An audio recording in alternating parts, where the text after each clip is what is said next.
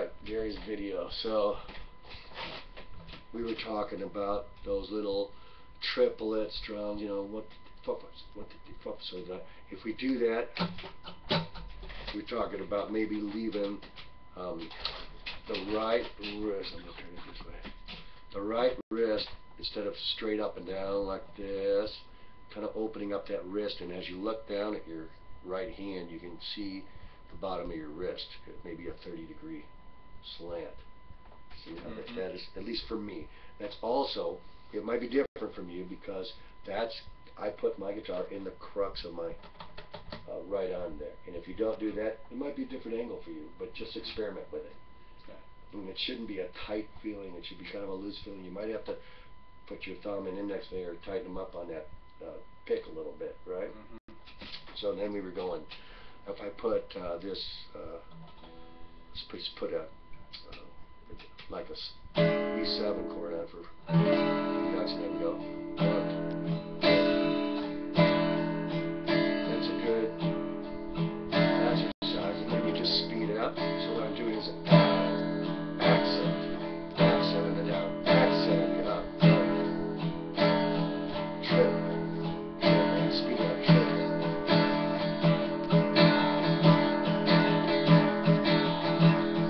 Play back here, you have to hold on to your pick a little stronger because the strings are stiffer, as you know. That makes sense. So then you go up here, now they're a little looser. You see like mandolin players go here. Up here they're just playing like with their hand, you know. They go up where the strings are floppy and the pick passes over them more easily, and you get a gentler sound. And we talked about using that on a, and we actually did it in the key of A, so let's look at that. I'm doing a little slow first. Into G7, A7, E7.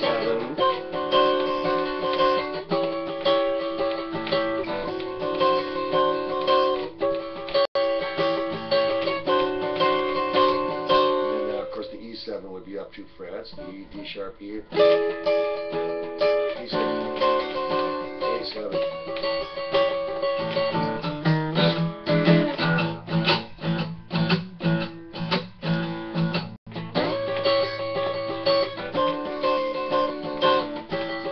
Let's do the end of the song.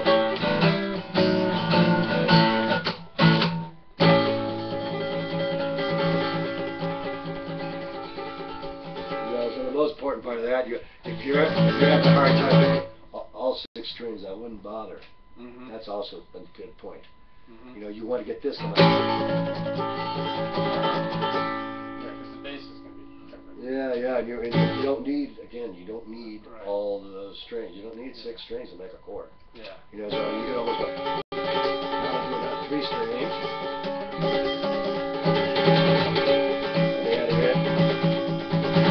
I usually kind of do, I hit the 6th string on the first one. And then I'm kind of brushing on the other strings because it's, you know, it's a little bit, for whatever reason, it doesn't sound like I need to have you. Then would you talk to me about building those shapes? Okay, so this shape that looks like the D, let's do it in, since it's a D shape, let's start from there. So this is the, what's called the 2nd inversion, because it starts with D chord is D, F sharp, A. The low note on these 3 strings is the A. So they call this 2nd inversion. It's the 3rd shape called the 2nd inversion. Go figure. So there's that shape, and then if we don't know anything of theory, I'll still say the theory, but it doesn't matter. As long as you know the next shape up from here on the 3 strings, the chord fragments, is this one.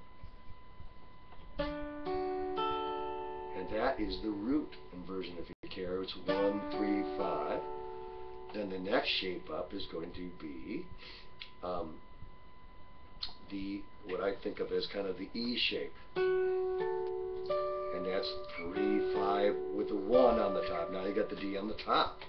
That's the 1st inversion. So, you know, this position here is is root, third, fifth. You know, for our purposes now. We don't want to get tricky with the extra 7 notes and what the bass is playing and stuff like that. But to, you know, to think in terms of this, a lot of those country riffs like Buffalo Springfield. Right?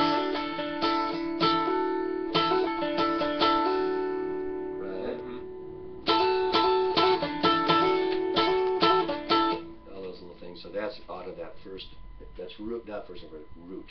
Because it's got the root, root, third, fifth, and the root on the bottom. So that's it. What else? And then do it with the sevenths. The sevenths, okay. So if I'm going to start on with the D chord because we did. So because the 7th chord has the extra note, you don't always need to have, you know, we're talking 3-note chord fragments, so we're not going to deal with all 4 notes anyway. So here's some of the shapes that, you know, that you could use for the 7 on the chord fragment side. Here's, that's the D7 we first learned, you know, when we started playing guitar.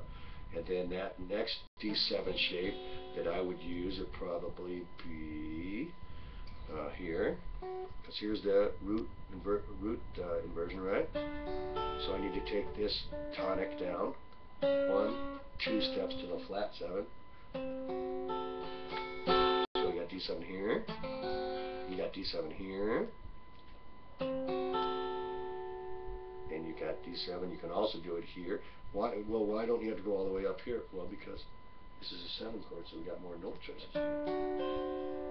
And then we got that one, then we got this one. And those two almost sound alike. Because of the same high note. Right? And the next one up from there, again, is going to be, we could call that that's the second inversion 7 chord, but it's also the one that they use in Red House.